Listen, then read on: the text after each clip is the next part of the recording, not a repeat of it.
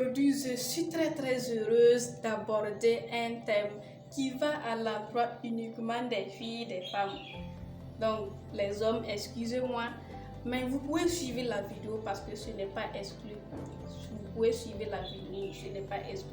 Et d'ailleurs même, selon le poète Louis Aragon, l'avenir de l'homme est la femme. Donc, je sais que dans votre entourage, dans votre localité, dans votre société, il y a pas mal de filles, de femmes. Donc, vous pouvez suivre la vidéo pour aider les femmes qui sont autour de vous.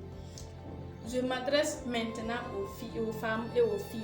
Donc, excusez-moi les femmes, je ne me suis pas encore mariée, mais je pense que après mon explication, chacun va bénéficier de ce que j'ai dit. Chacun va tirer une leçon dans tout ce que j'aurai à dire. Donc, merci de rester connecté. Avant d'entrer dans le sujet, j'aimerais vous demander de cliquer sur la cloche de notification après avoir vous abonné. Donc, à bientôt. Je suis Anzel Nana, promotrice de l'entreprise Anzel Fashion, auquel je vends des produits cosmétiques, des pailles traditionnelles etc. Aujourd'hui, je partage avec vous, je partage à toutes les femmes du monde, à toutes les femmes de l'humanité, 6 conseils qui vont les permettre de survivre financièrement, qui vont les permettre de vivre dans la liberté financière, qui vont les permettre de vivre librement. Donc, passons rapidement au premier conseil. Le premier conseil que j'ai à dire à toi, femme, tu as la responsabilité de faire ton argent toi-même. Tu ne dois pas attendre que quelqu'un vienne te donner à chaque fois de l'argent. Donc, tu as la responsabilité de faire ton argent toi-même. Il y a plein d'activités, il y a des sous-métiers que tu peux faire pour subvenir à tes besoins. Donc, tu ne dois pas avoir honte de faire quelque chose, de faire une activité, seulement que ça va te rapporter de l'argent. Donc, tu as la responsabilité de faire ton argent toi-même. Il y a des sous-métiers, il y a d'autres activités, il y a des petites activités que tu peux faire pour subvenir à tes besoins financiers. Donc, tu as la responsabilité de faire ton argent toi-même. Le deuxième conseil que j'ai à partager à toi, femme, tu dois faire de l'activité ton premier trésor. L'activité doit être ton premier trésor. Il faut trouver une activité. Oui, auparavant, on nous disait que après avoir se marié, le rôle de la femme, c'est de s'occuper de la maison, c'est d'éduquer les enfants. Oui, c'est vrai, mais il faut trouver une activité qui va te permettre de subvenir aux besoins de la famille, de tes enfants, de toute la famille. Voilà, donc il faut s'actualiser. Oui, parce que ce n'est plus le cas comme avant, il faut s'actualiser parce que les choses aussi changent. Donc, il faut s'actualiser. Prenons l'exemple. Imaginons que monsieur va au boulot, monsieur fait la mécanique et madame, elle vend de l'eau au bord de la route. Oui, c'est un plus dans la famille. C'est un exemple que j'ai pris. Donc, ça veut dire que les femmes, vous devez trouver une activité. Le troisième conseil que j'ai à partager à toutes les femmes, vous devez savoir utiliser votre main. Femme, tu dois savoir utiliser tes mains. Qu'est-ce que je veux dire par là? La majorité des femmes savent faire la cuisine, d'autres savent faire l'agriculture, d'autres savent faire le bélier, des gâteaux, etc. Mais certaines disent que, la majorité des femmes disent qu'elles ne sont pas passionnées à faire ceci, cela.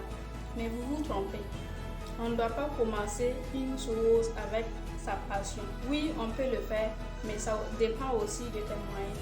Donc, si tu n'as pas de moyens, il faut être intelligent. Tu peux commencer à bas de l'échelle tout en sachant que un jour, demain, tu vas faire telle ou telle activité. Donc, il faut te lancer dans les sous-métiers. Tu vas te développer et ensuite, tu vas faire les activités que tu es passionné de faire. Donc, il faut savoir utiliser tes mains. Le quatrième conseil que j'ai à partager à toi, femme, tu dois savoir épargner. Tu dois savoir économiser.